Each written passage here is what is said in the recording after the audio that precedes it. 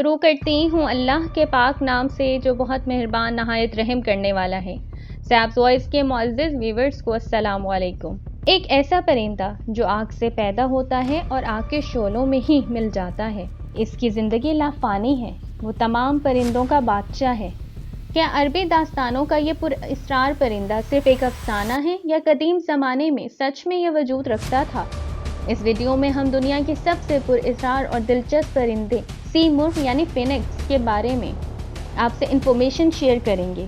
دنیا میں بہت سی قسموں کے پرندے موجود ہیں جو اس کائنات کی خوبصورتی میں اضافہ کرتے ہیں، لیکن ان میں ایک پرندہ ایسا ہے جو اپنی دلچسپ اور حیرت انگیز خصوصیات کی وجہ سے صدیوں سے زیر بحث رہا ہے۔ اسے سی مرغ یعنی فینکس کہتے ہیں۔ لوگ اسے فائر برڈ کے نام سے بھی جانتے ہیں۔ عربی یا فارسی میں اسے عنقا کہا جاتا ہے، آریا اسے امر پکشی اور ترکی میں اسے تغرل کہتے ہیں۔ اس پرندے کی عمر بہت لمبی ہوتی ہے۔ دراصل اس کی زندگی لافانی اور نہ ختم ہونے والی بھی کہی جا سکتی ہے۔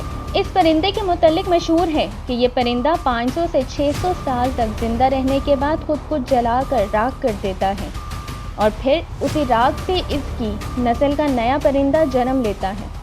یہ پرندے کوہ کاف میں رہتے تھے جو قدیم دور کا ایک پر اسرار اور طلسماتی شہر ہے۔ کہتے ہیں کہ اس پرندے نے کبھی زمین کو نہیں چھوا اور یہ اس قدر اونچائی میں اڑتا تھا کہ اسے کوئی بھی نہ دیکھ پاتا تھا۔ سی مرغ نہایت خوبصورت ہوتا ہے۔ اس کے پر جامنی یعنی پرپل اور دو نیلی، سبز اور سنہری ہوتی ہیں۔ یہ دیکھنے میں کسی بڑے عقاب کی مانند ہوتا ہے۔ سی مرغ دنیا کے تمام علوم سے واقفیت بھی رکھتا ہے اور بہت وفادار ہوتا ہے۔ سی مرغ کے آنسو بیماریوں کی شفا کے لیے استعمال ہوتے ہیں۔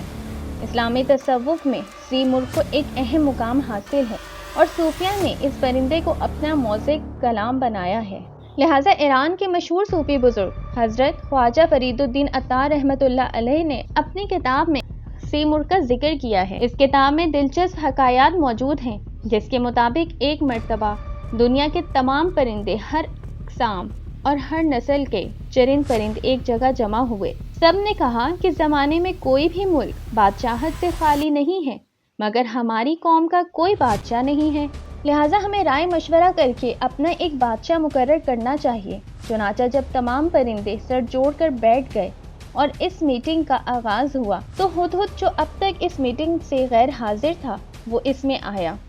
ہدہد وہ پرندہ تھا جسے عقل کامل عطا کیا گیا اور وہ ہر نیکی اور برائی سے آگاہ تھا۔ ہدہد نے کہا، اے پرندوں کی جماعت، بے شک میں ایک پیغام رساں بھی ہوں اور غیب کی باتیں بھی جانتا ہوں۔ میں حضرت سلیمان علیہ السلام کے ساتھ رہ چکا ہوں اور ان سے ہم کلام ہونے کا شرف بھی حاصل ہے۔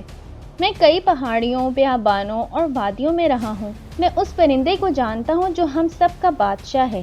اگر تم میرے پیچھے چلو گے تو میں تمہیں اس تک پہنچا سکتا ہوں۔ بے شک ہم سب کا بادشاہ وہی پرندہ ہے جس کا نام سی مرغ ہے اور وہ کوہ کاف کی وادیوں میں رہتا ہے۔ اس تک پہنچنے کا راستہ بہت لمبا اور طویل ہے۔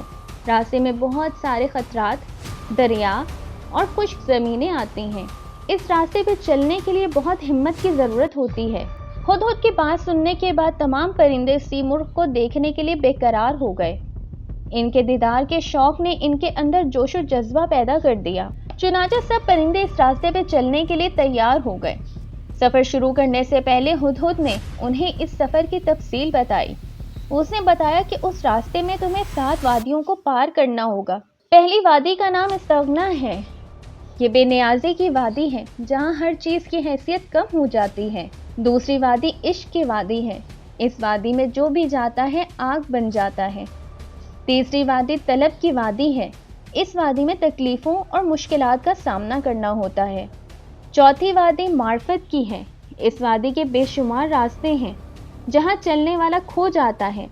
پانچویں وادی توحید کی وادی ہے۔ اس وادی میں کثرت بھی وحدت نظر آتی ہے اور یہ راستہ ایک پیچیدہ راز ہے۔ چھٹی وادی حیرت کی وادی ہے۔ یہاں صرف درد اور حسرت ملتی ہے، ہر طرف افسوس ہی افسوس ہوتا ہے۔ اور ساتویں اور آخری وادی فقر و فنا کی ہے۔ یہ وادی فراموشی اور بے ہوشی کی وادی ہے۔ یہاں پہنچنے والا دیوانہ ہو جاتا ہے اور یہاں گم ہو کر رہ جاتا ہے۔ پرندوں نے سفر شروع کیا۔ کچھ بیمار پڑ گئے، کچھ کی حالت بدتر ہو گئی۔ بہت سے پرندوں نے تو راستے میں ہی ہار مان لی۔ پرندوں کے بال اور پر خون آلود ہو گئے، وہ آہوزاری کرنے لگے۔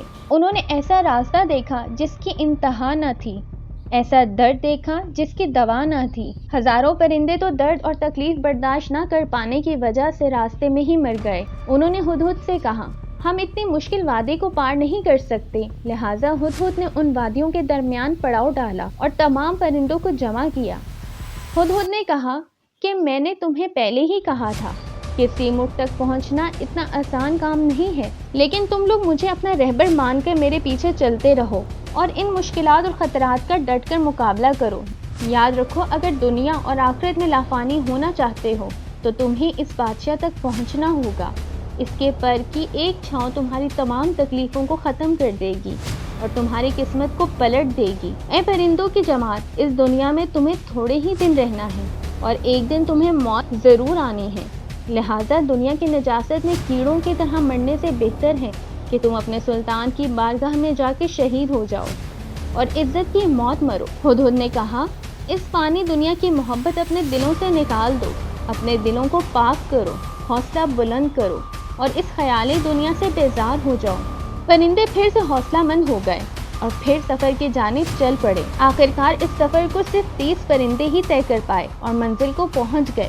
وہ کوہ کاف میں داخل ہوئے۔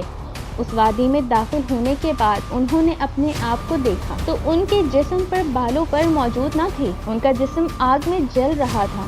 تمام پرندے فانی ہو گئے تھے۔ دراصل انہیں نئی زندگی مل گئی تھی۔ انہیں کوکاف کی اونچی چوٹی پر سیمرغ نظر آیا۔ جب وہ سیمرغ کے پاس گئے تو غور سے اسے دیکھا تو انہیں اس میں اور خود میں کوئی فرق دکھائی نہیں دیا۔ اس منزل تک پہنچ کر نہ ان کا رہبر رہا تھا نہ راستہ، وہ لافانی ہو گئے تھے۔ لہٰذا انہیں پتہ چل گیا جس سیمرغ کی تلاش میں وہ آئے تھے دراصل وہ خود تھے۔ سیمرغ کی اس حکایات کے ضمن میں حضرت خواجہ فرید الدین عطار رحمۃ اللہ علیہ نے تصوف کا مکمل مقدمہ پیش کیا ہے، یعنی کس طرح ایک پرندہ دنیا کی خواہشات، نفس پرستی، انا وغیرہ ہر چیز کو چھوڑ کر تصوف کی تمام منزلوں کو طے کر سکتا ہے، اور جب انسان تمام منزلیں طے کر لیتا ہے تو فنا ہو جاتا ہے اور اسے معرفت مل جاتی ہے۔ امید کرتی ہوں آج کی ویڈیو آپ کو پسند آئی ہوگی۔ چینل کو لائک اور سبسکرائب کرنا مت بھولیے گا اور ساتھ میں بیل کے آئیکن کو بھی پریس کر لیں تاکہ آنے والی مزید انفارمیٹیو ویڈیوز کا نوٹیفیکیشن آپ کو بر وقت ملتا رہے۔